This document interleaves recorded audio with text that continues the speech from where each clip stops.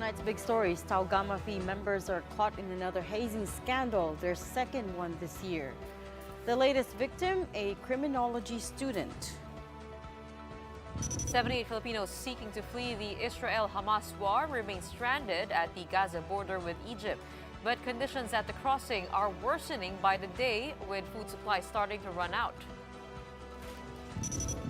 And retired COMELEC Commissioner Rowena Guanzon joins us in studio to talk about her beef with the confidential funds. Welcome to the show. I'm Regina Lake. I'm Gretchen Ho. And I'm Dani Laurel. We're starting tonight's show with the Tau Gamma Phi fraternity getting itself involved in another hazing scandal, this time leading to the death of a criminology student in Quezon City. This is the second hazing incident involving the group this year alone after the death of Adamson University student John Matthew Salili. Authorities now have 4 suspects in custody but are on the hunt for over a dozen other persons of interest. Justine Punsalang with the big story.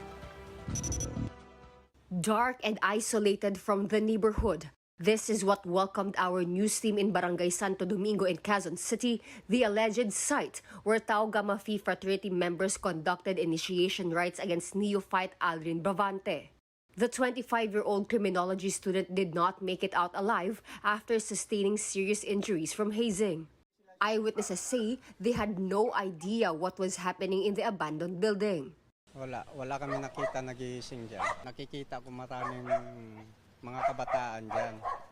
Normal naman yung may mga kabataan dyan. Sa loob may nakatunog nga, may sounds. Akala namin may party lang nagiinuman. Police also said the place no longer bears any scrap of evidence. Wala kaming na-recover pero sa investigasyon namin, tinapon somewhere sa ilog yung paddle lagi namin. The Quezon City Police now have custody over 4 suspects who will be facing complaints for violating the anti-hazing law. Authorities are also looking for at least 20 more persons of interest. Yung dalawa naghatid sa ospital. So tumawag yung ospital sa pinakamalapit na police station, yung Lumen Street PCP. At rumisponde agad yung mga pulis natin, pinuntahan sila sa ospital. Sumama naman agad yung dalawa. Yung dalawa, sumuko sila. Nagpunta sila dito sa CIDG ng QCPD. While police work on building the case, Aldrin's partner believes fraternity members simply ganged up on him. Dati po gustong-gusto niya po, tapos ngayon po wala po talaga akong alam na gusto niya nasasali po siya ng prat. Tau Gamma po, kasi yun, ang alam ko po yun po talaga yung gusto niyang salihan eh. Sana alam niyo kung gusto niyo magkaroon ng kapatiran, ayusin niyo na ma-manage niyo lahat ng mga nakasali doon na hindi aabot sa gantong punto. Parang pinag-initan din po siya kasi parang nagsabi din po siya na bakit hinuli po siya i-deploy ng OJT kasi nga parang hindi nagpapasa naman po siya daw lagi. Aldrin's death due to hazing is now the second criminal scandal to rock the Tau Gamma Phi fraternity after that of Adamson student John Matthew Salilig. Our news team is still working on getting a statement from the group. For News 5, Justine Punsalang. We are One News. Well, this is the second case of the year involving Tau Gamma Phi fraternity. The first one happened in February, and the second one now October. And I was taking a look at the records a while ago. They were responsible for the 3 deaths recently. 6 out of 12 from 2020 up to 2023. The 2 others being Darwin Dormitorio and Atio Castillo. I think Darwin was the one with the Philippine military. How is this still a thing is the question, after so many people have already brought the perpetrators supposedly to justice, and yet it's still continuing. And it's so brutal. The punishment does not seem to be anything that is circumventing the situation. You're right, because there was so much There was so much press surrounding Salilig. After Salilig's death, because of how brutally he was killed. Remember, they found that he was hit 70 times, at least 70 times, and then left for dead in a vacant lot in Cavite. So because of the brutality of it, there was so much noise. But then now again, here we are talking about another hazing death, right? With And this time possibly around, a new group of Tau Yeah. Gamma. Bravante reportedly People. experienced difficulty in breathing, lost consciousness after the hazing activity. That's according to a News 5 report. And also, Bravante's father told News 5 that he last spoke to his son on Sunday evening, and his son did not tell him that he was participating in the fraternity's initiation rite. At this time, I think the 2 members brought him to the hospital, and he was dead on arrival. And there were 2 other members who surrendered voluntarily to the police. So they're still in search for about 10 people Yeah. involved in the hazing. But questions are arising about accountability. Tau Gamma Phi is a very, very huge fraternity from across the Philippines. We even have lawmakers as part Yeah. of it, well-known course, yeah. personalities, part of the organization. All right, well, Aldrin sadly was a 4th-year criminology student over at the Philippine College of Criminology, and this is what the school has said in a statement. The PCCR does not and will never tolerate any form of hazing or organization that promotes this illegal and violent act. The school has continuously taken all necessary steps to eradicate this harmful and dangerous behavior.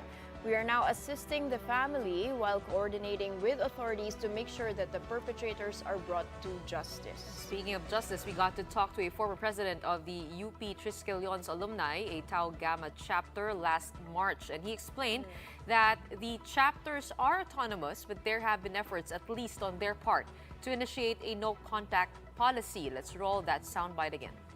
The numbers, we are a very big fraternity, and our numbers is both a boon and a bane. No, admittedly, all our chapters are autonomous. They are supreme in their own spheres. No, in UP we have done something about it, and we are trying to push and put in place an advocacy that will cascade to all our chapters. We have been conducting trainings. We have been conducting conventions and seminars about the no-contact policy. Our news team has also this reaction from Senator Win Gatchalian, who has been an advocate against hazing. Hindi ko pa naririnig, but we have a very strict hazing law. Ngayon, kakabago lang itong batas na ito. So hazing is a crime. So dapat maimbestigahan mabuti at makulong yung mga gumagawa nun. Ang hazing law natin, napakahigpit yan. No? Makasama ka lang doon, wala kang ginawa, pwede kang makulong kaagad ng hazing. Well, here's another heartbreaking story. 78 Filipinos are still stuck at the Rafah border crossing, the only border crossing into Gaza that is not controlled by Israel. They're scrambling to get out before an expected ground invasion. The Foreign Affairs Department is still waiting for Egypt to grant humanitarian passage. Only then will they be able to fly these 78 stranded individuals back to the Philippines. The border is expected to be opened any day now for the delivery of aid and the exit of people with foreign passports. But DFA Undersecretary Eduardo de Vega says it will not be that easy, as Filipinos will still have to present necessary documents to the Egyptian immigration before being allowed out of Gaza. Ang worry natin, hindi po yung corridor, pero ganong katagal sila ipoprocess dun sa Egyptian side para sa kanilang mga visas na pending na ngayon sa Egyptian government. Nakasubmit na lahat ng pangalan nila sa Egyptian government.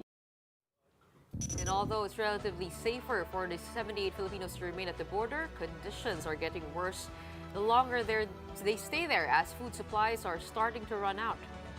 Hindi ako magsisinungaling na napakaganda ng situation nila. Hindi po. Kasi border, may balita kaming isang nanay nga makain na ng expired bread kasi kulang yung food, no?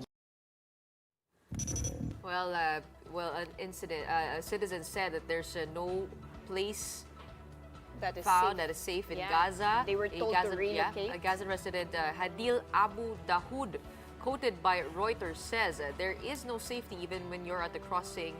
You're afraid. On our way to the crossing, they shelled Rafah Street and we started screaming. That's from the resident. We came to the crossing and thought it was safe. Nowhere is safe in Gaza. Wherever we go, they're shelling, crying, screaming, and blood. And that's after Israel had told them to find safety Yeah. in the south, and yet this has happened, You're right. targeting civilians. Supposedly, they were given 24 hours Exactly. to evacuate. Yeah, and towards leave the that south. Yeah. leave that strip because Israel, as you said, was expected to conduct a ground invasion. But as we're hearing from the people that we've interviewed, the bombardment hasn't stopped. Exactly. So there's nowhere for them to go. I was reading the news yesterday, and I believe that I saw an article that says Egypt was blaming Israel for not being able to open their border. So I guess negotiations Yeah, are of going course. on when Yeah. that border will open to accommodate those the Filipinos that are At stuck least there the in Gaza. foreigners, because Egypt has been clear on the stance, as well as Jordan, that they will not be accepting refugees. Palestinians should stay in Palestine.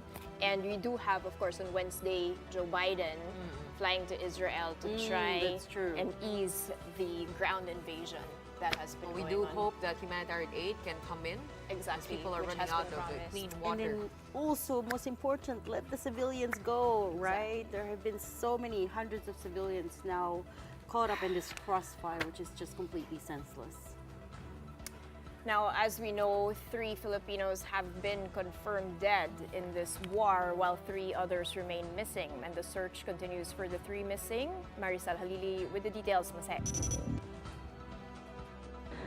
Danny DFA Undersecretary Eduardo De Vega says that it is possible that of the 100 individuals being hostaged by Hamas in Gaza, 3 of them are Filipinos. But Yusek De Vega is still hopeful that these Filipinos remain safe and unharmed. Undersecretary De Vega also said that the DFA is eyeing to bring back to the Philippines the bodies of 3 Filipino fatalities before the end of this month. As for the repatriates, Yusek De Vega mentioned that they are expecting the first batch of Filipino repatriates to arrive to the Philippines tomorrow. Most of the 17 Filipino repatriates decided to come back home, not because they are directly affected by the war, but because they have lost their jobs. The government promised that they will give financial assistance to these Filipinos. Danny? Thank you, Masay, for that update. We're going to pause for a quick break, but right after that, confidential funds have been a hot topic for several weeks now. In fact, our next guest has been very vocal against it. We'll have former Kamala Commissioner Rowena Guanzon here in the studio to explain why. Don't go away.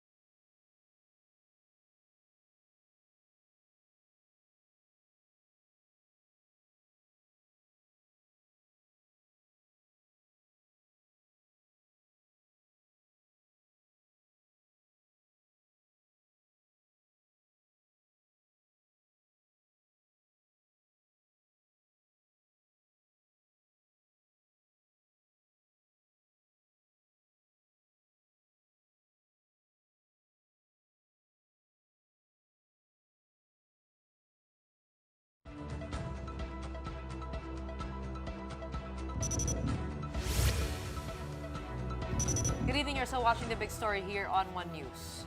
Kalaban ng bayan, gusto kong patayin, mga komunista. These are just a few of the many things hurled by the Dutertes against critics of the controversial confidential funds that have now been stripped off by the lower house from the Office of the Vice President, the DepEd, and some other agencies. Our guest tonight is one of the most vocal critics of these confidential funds. She's known online as Tita Bing, an overprotective tita and queen of Bardagulan. Let's welcome to the show former Commissioner on Audit Commissioner and P3 PWD Party List nominee Rowena Guanzon. Welcome. Thank you, Gretchen. And former COMELEC Commissioner, we should add to that When do we call you list. Congresswoman?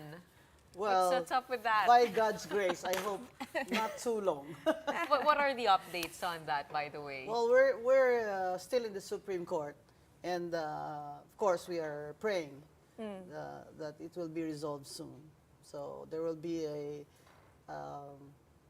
hearing in November, and after that, hopefully, the Supreme Court will resolve it.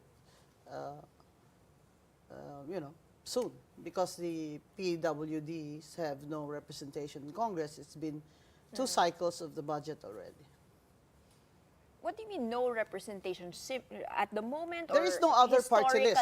Historically There's no speaking? other party list in Congress that represents the persons with disabilities. That is specific to Yes, them. and the P3 PWD won by 391,000 votes. And under the Constitution, it has a reserved seats. Unfortunately, the Speaker did not allow me to assume office Okay. because he said that there is a pending Supreme Court case filed by, of course, Cardema. Nauna na po si Congressman Tulfo. Yes, but congratulations to Congressman Tulfo. But what's the difference? He's also a substitute. Well, Baka na, the papers are underneath a stack of papers lang. Well, we don't want to preempt the Supreme Court. last in, first out. Exactly. Oh, yeah, could be. Diba? In any case, you're here tonight to talk about confidential funds. Right. And Commissioner It's so Guanzon. confidential that... Oh, my. You've been quite vocal on there to talk Twitter. about? Twitter, or X, as we should now call it. And the last tweet you made on it, what's the verb of X? The last X you... The last You X that you X'd about Oh, it, yeah. you said it's confidential. Anong plano mo sa pera namin? Bakit confidential, sis? Oh. One of the last. Meron pa Meron yun. Sabi, confidently beautiful without confidential funds. And thank you. Di ba nauuso na yung mga memes ngayon? Yeah. Pati yung meron kang pitaka na nakasulat, parang no confidential funds. Yes, Diba? I think that's the trend now. Yung mga bags na no confidential funds inside. Okay, so tell us, what do you think? Well, confidential funds should concern everyone. Bakit? Kasi pera nyo yan eh. Taxpayer kayo eh. Kahit nga sedula lang, magbabayad kayo eh. Diba? Kahit nga mayor's permit lang, magbabayad din kayo eh. Bakit sila may confidential fund? Na almost or more than 60% ng debt, country is in debt, more than 60% of the gross domestic product, 14 trillion debt. Tapos, magko-confidential fund kayo ng 2.1 billion sa Office of the President lang. Bakit mag-confidential fund ng Presidente? Nandiyan naman ang confidential fund ng Army, ng military, ng police, that he is the Commander-in-Chief. Bakit kailangan pa niya mag-confidential fund? Intel fund. Iba ang Intel fund sa confidential fund. What's the difference? The difference is the intelligence fund is for military, And you're okay with that? bodies. And with the amounts, you're okay It's with the necessary, amounts? but it's how they spend it that's objectionable. The confidential funds are called as such because they are appropriated for civilian agencies. So for example, last year, the Department of Transportation had around 30 million. The Department of Social Welfare had 30 million. I mean, who are you going to entail in the DSWD? While the state universities and hospitals, they've cut the budget. But now the president wants 1.2 billion in his confidential fund. The vice president wants 500 million, and another 500 million for DepEd, which now Ito masaya kasi now the House of Representatives, dati kandara pa sila. Bigay kay VP Sara ng no questions asked, confidential funds. Ngayon, binawi nyo.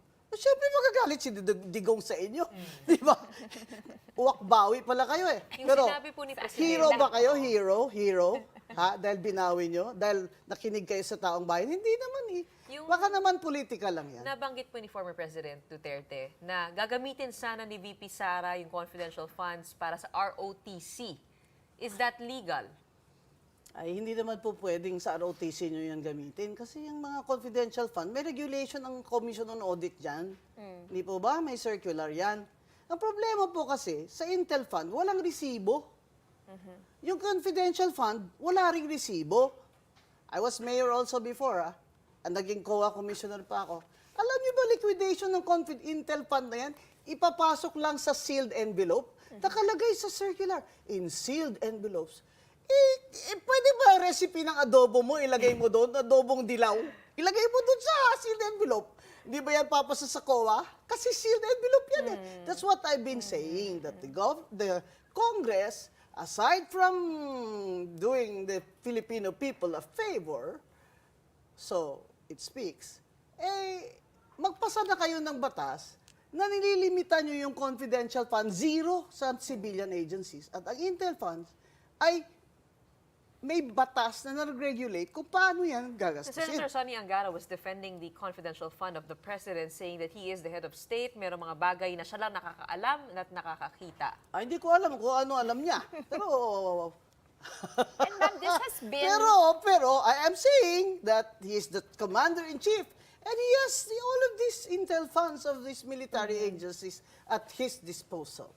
Siguro naiinggit siya kay Digong kasi 4.5 billion si Digong no? Last year. Sabi ni BBM siguro, ba't ako 1.2 billion lang, umaangal kayo? 4.5 na rin. But that's the issue, ma'am. Why now? Why is it just being looked at now, shed to light? Is it the sheer amounts, the sheer audacity? Alam nyo or kasi, it's been there for every administration? Grabe ang mga tao ngayon Kaya bumagsak yung rating nila. Grabe na yung inflation, grabe na ang rising prices. 60% or more of the GDP ang utang. Baka gusto niyo matulad na kayo sa mga mas mahirap pa na bansa sa atin na halos hindi na tayo makabili ng bigas natin. So, in that context, na poor ang country naton, mag-intel fund, confidential fund pa kayo na hindi namin alam where you spend it. Napaka-confidential, hindi namin alam. What's up sa Constitution? There has to be accountability and transparency, Gretchen. O saan ang transparency dyan kung sealed envelopes yan?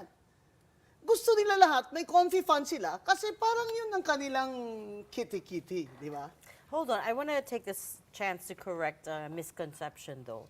Confidential funds are audited kasi a lot of people assume that they're unauditable, but they are funds are audited. also audited. Yes, There is they're a COA audited. circular. So they can be audited. It's just that, as you pointed out, the rules No on receipts. liquidation are unclear. No receipts are required. It's in the Correct. circular. You read it. So what happens to that sealed envelope? Who gets to read it? Who The gets COA. to check it? The Sila COA lang. auditor. Okay. Yeah. Okay. And it's really in case them. of national agencies, the office of the chair of COA has a specific officer there in the rank of director. If there are further questions, what happens then? Well, they can disallow it. You see, the COA is the guardian of the funds of the government. So they the buck can stops with disallow the COA. it. Yeah, they can disallow it. But tell me, and no offense to COA, it's a professional organization. I was very happy there, and I have a family there. I feel like I'm family up to now.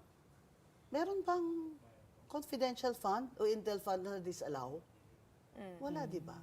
But how would that happen, ma'am? Because if that's already been voted on, deliberated on by the budget, and it's part already of that, how do you take away the allocation for that? As what are you proposing? What do you mean, take Just it away? completely Oh. abolish or realign it? Put it in a new budget? No. We have to stop confidential funds.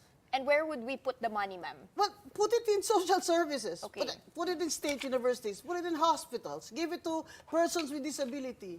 Give the persons with disability their monthly assistance fund. The senior citizens who are indigent, give them that.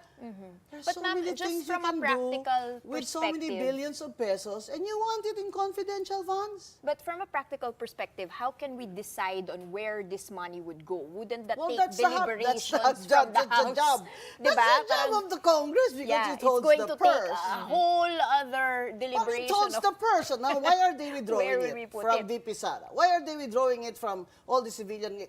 All of a sudden, they have a hallelujah. They found the Holy Grail. They're now zero for civilian agencies, and they'll move it to the Coast Guard and military. All of a sudden, is there politics there involved? I like that. I like that. But I want it for the right reasons, Mr. Speaker. For the right reasons. That confidential funds should be stopped once and for all. Because we cannot Across the afford. board, across we the board. cannot afford a single million, a single peso in confidential funds that are most likely going to be in the pockets of public officials. Because, again, there is no transparency, and the regulations for liquidation is very vague. Very vague. So, pass a law. Kaya po pala hindi pa na-approve yung ano ninyo. Pagiging congresswoman ninyo. Alam nyo, Maybe that's why. alam nyo, alam nyo, kahit naman di ako nakaupo doon nakaupo naman ako dito. Di ba? In your time as commissioner there at COA, have you ever opened one of these sealed envelopes? Oh no, that's not my job. That's the job of the Because I'm just director in the curious, chair. what is written there? If receipts are not required, what do they submit then? Well, you know what I then mean? they're supposed to have a FYI. program, right? So, in the National Expenditure Program, which you call later the budget, they have specific line items, right? And they'll say intelligence fund. They're supposed to have a program. What are you going to use it for? And they submit that to the head of office or the disbursing officer. And then the COA will audit it according to that program. Say, for example, they cannot buy equipment, they can't buy trucks, unless it's for a specific intelligence activity, which they will specify where, how. But as I said, sealed envelope yan. But to date, ma'am, the COA has not said anything about these confidential funds in all of their audits. So far, Well, wala pa naman as a silang... courtesy, I don't think any COA commissioner will sit here and tell you about it. But you ask them if they have disallowed any, and I don't think they have disallowed any. Why do you think that's the case? Because as I said, it's confidential. It's so confidential that it cannot be disallowed. But two people would know, the director and the, as you mentioned, could open the envelope. Yes. Okay. As I said, these regulations are vague. So why bother? Let's go to the Why root of the bother? problem. Why even appropriate confidential funds to civilian agencies when they are not needed?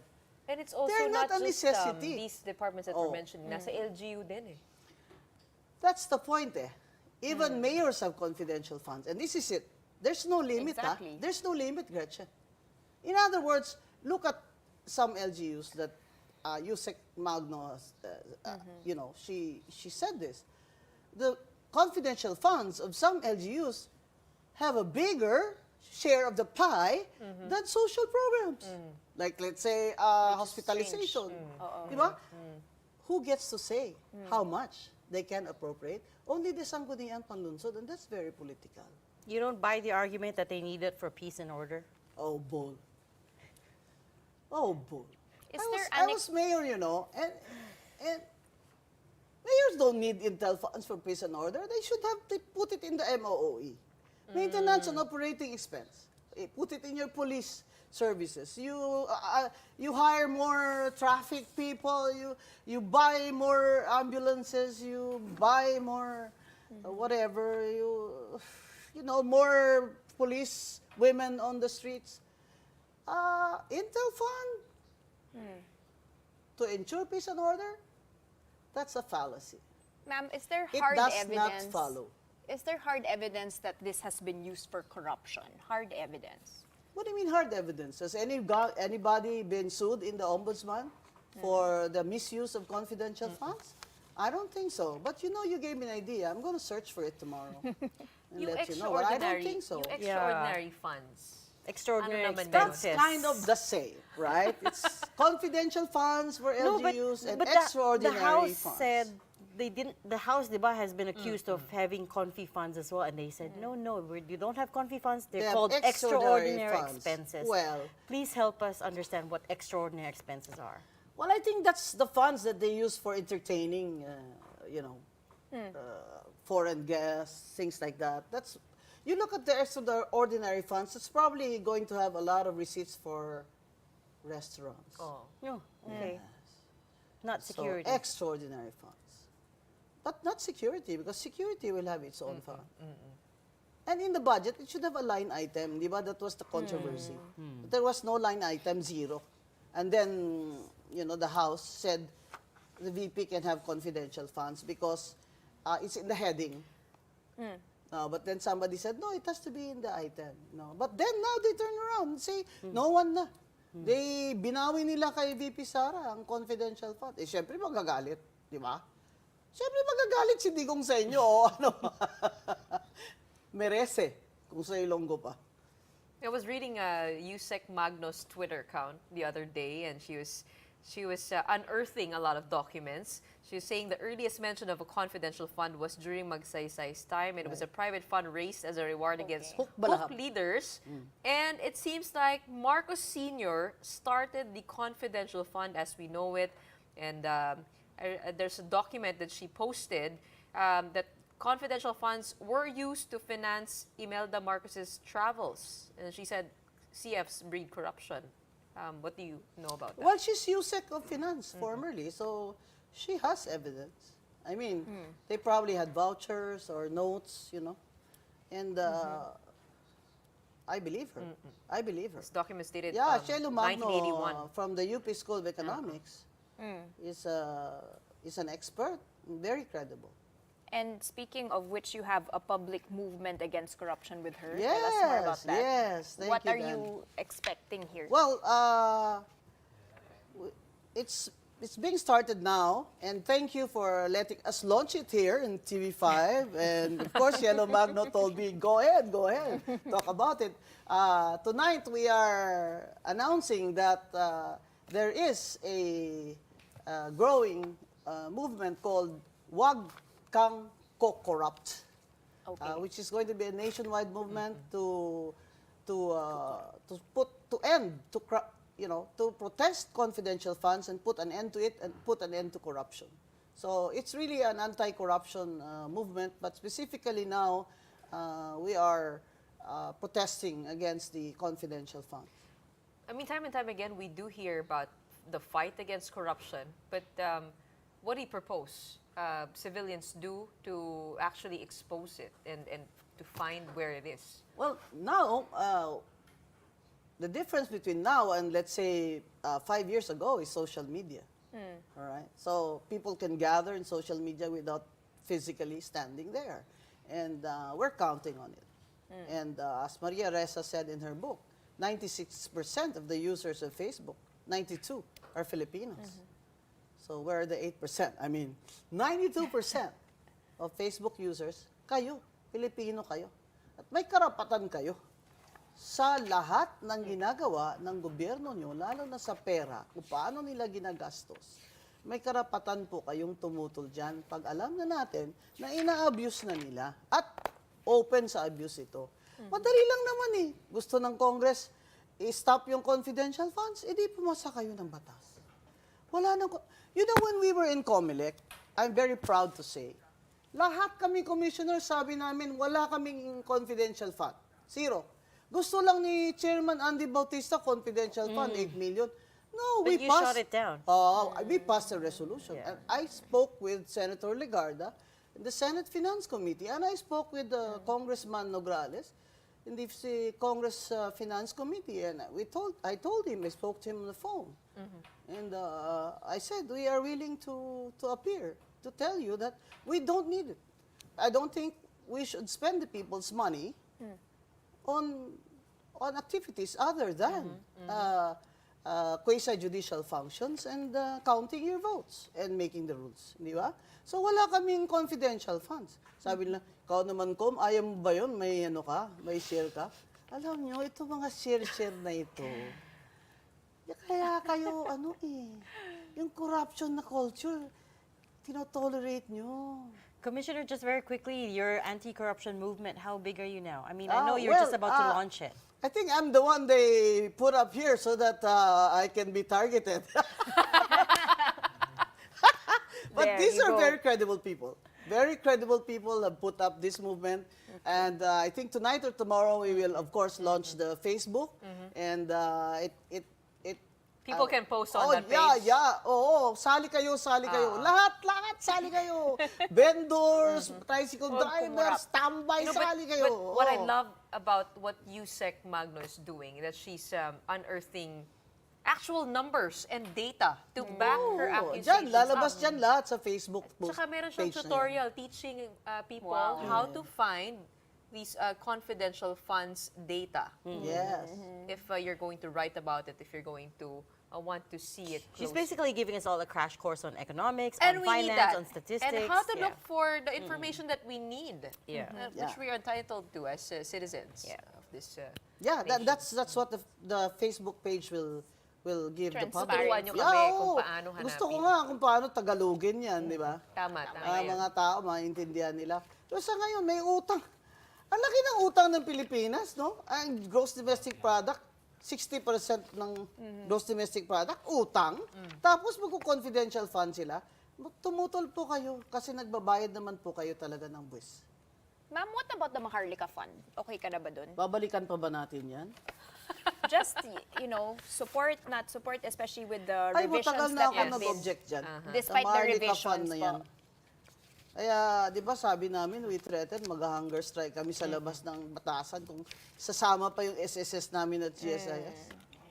Tinanggal naman ni Kong Stella Kimbo. Salamat. Eh, ano po masasabi po niya dun sa stance dito sa confidential funds? She was initially defending it. Yung kay BP Sara. Oh. Sabi niya nasa heading daw eh. What do you mean? Nasa heading daw. Ganun. Pero wala sa line item. No, so, pero in the end, it's now water under the bridge. Kasi sabi ng speaker, tanggalin di tinanggal nila. Hindi po ba? So, in the end, okay naman. Pero ang tanong, tanggalin mo dyan, ilalagay mo sa military agencies. Ganun pa rin. May confidential fund pa rin next year. Depende kung sino nakaupo dyan. Well, we heard it straight from you. If you want to join the movement, the Facebook page is launching tonight and tomorrow, I believe. Wag kang kukurap. Thank you so much for joining us tonight. Former Comelec Commissioner Rowena Guanzon. Salamat po. Salamat, ma'am. Meanwhile, former Senator Antonio Trillanes has submitted new evidence to the International Criminal Court that's in relation to former President Rodrigo Duterte's war on drugs. The new evidence, a video of Duterte admitting he used intelligence funds while mayor of Davao City to fund extrajudicial killings. Now, the former president made this claim in an SMNI interview that aired on October 10th. His exact words were, "Ang intelligence fund, binili ko. Pinapatay ko lahat. Kaya ganun ang Davao. Yung mga kasama ninyo, pinatigok ko talaga. Yun ang totoo." This interview was taken down on October 12th. However, a group led by Trillanes obtained a copy of that interview and submitted it to the ICC. He says the ICC has already accepted it. Now, with this evidence, Trillanes believes the probe is now an open and shut case, especially as the words came straight from Duterte's mouth. The Magdalo Group, which he leads, is appealing to President Marcos to not block the ICC investigation. They say it is about time for justice for the victims of the drug war.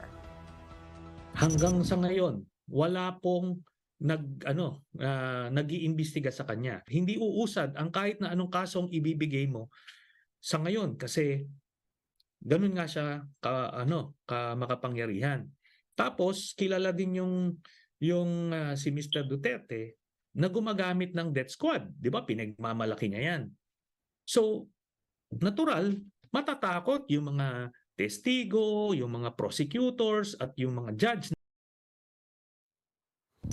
Pausing for a quick break. Right after that, Transportation Chief Jaime Bautista files a cyber libel complaint against Manibela Chairman Marval Buena and journalist Ira Panganiban. The details when we return. Keep it here on One News.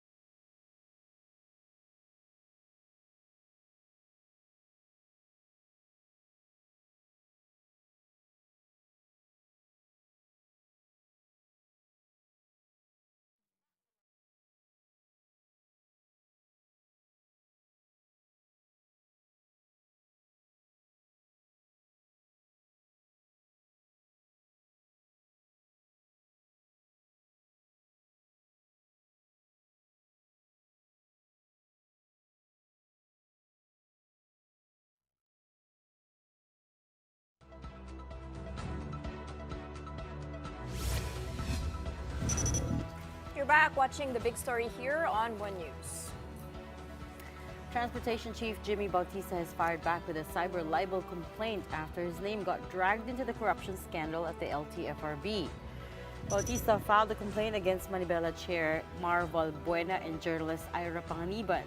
This is in connection to allegations that Bautista accepted grease money and was involved in corruption at the LTFRB. Buena said he is ready to face the complaint, although he considers it harassment.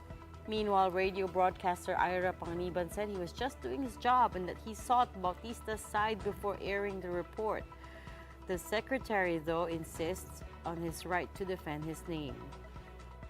Marami silang accusations, no, na ako daw ay tumanggap ng pera, no, suhol, no, which hindi naman totoo. Kaya gusto ko lang protektahan yung aking pangalan na inalagaan ko for almost 45 years. Speaking of cyber libel, we have an update on that cyber libel case between Senator Win Gatchalian and former Energy Secretary Alfonso Cusi. So the update is that Senator Gatchalian is dropping the cyber libel case as well as the 16 million peso civil suit that he filed against Cusi.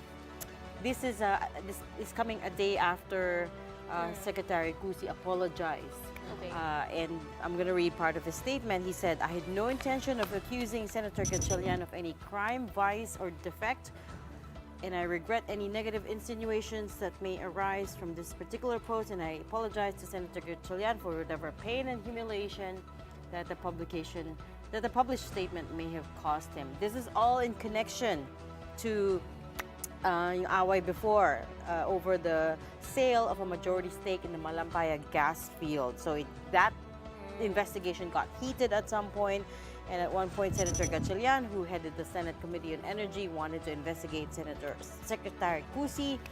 Cusi naman issued a statement which alleged that Gatchalian was biased over that whole investigation kasi he, quote-unquote, chose to lend his ear to adversarial business interests. So that's what got him into trouble, which he's now apologized for. So I guess And dropped the case. water under the bridge now.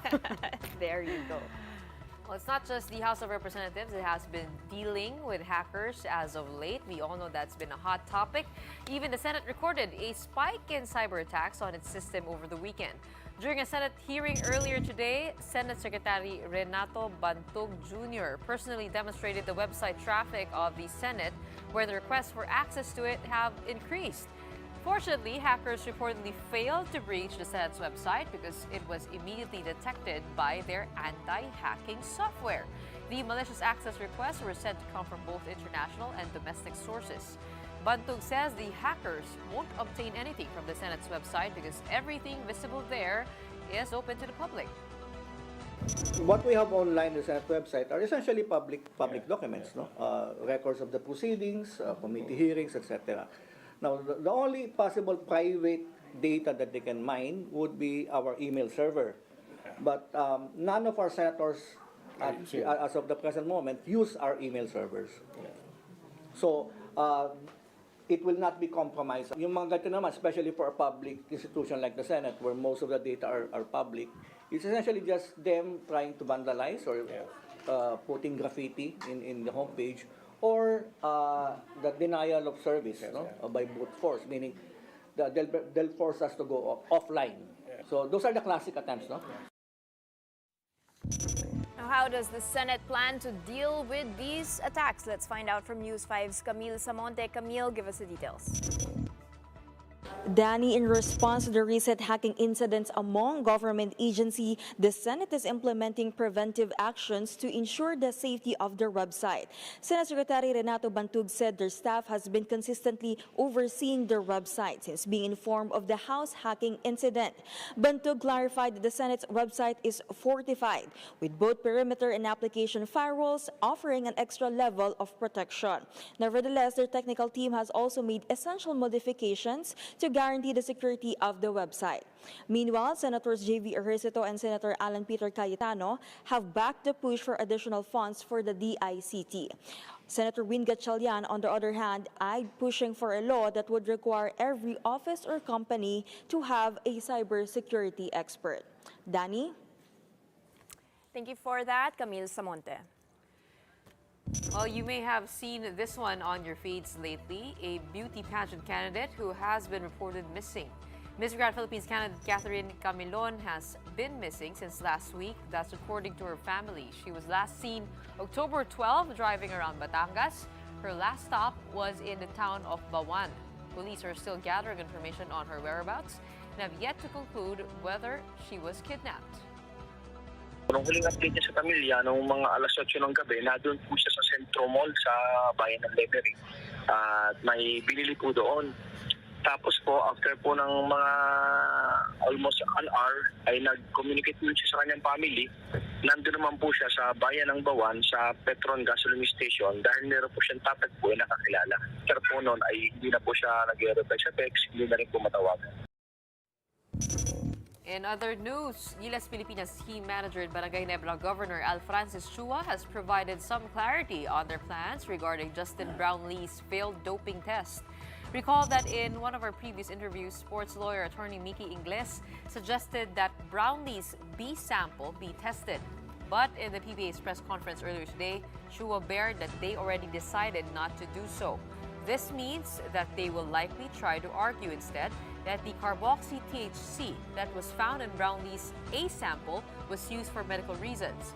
Brownlee and Samahang Basketball of Pilipinas are currently in the process of collecting his medical records.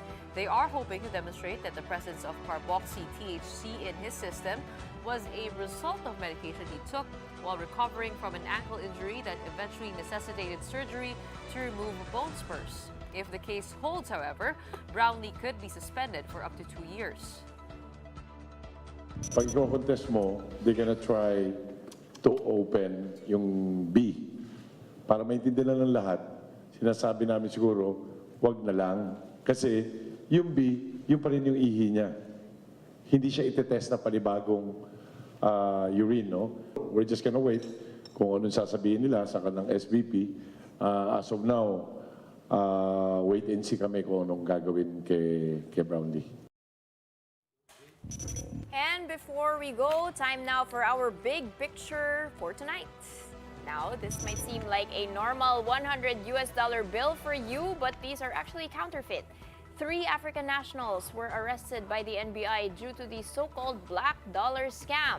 This involves the production of counterfeit $100 bills that are sold to Filipinos at a low price. Officials from the Bangko Sentral ng Pilipinas, or the BSP, inspected the dollars for authenticity. An initial examination revealed that the counterfeit money was made from, get this, regular bond paper using a standard printer. The NBI is preparing the cases to be filed against the 3 suspects before they are turned over to the Bureau of Immigration for deportation. Literally printing your own money. Must be softer than that actual money, no? Clearly counterfeit. Yeah, exactly. Na kasi 56 na. Yeah. 56.73 to dollar. 56 plus actually. Wow. Well, guys, that is the show for tonight. We are one news all sides all the time. Thanks for tuning in. Have a good night.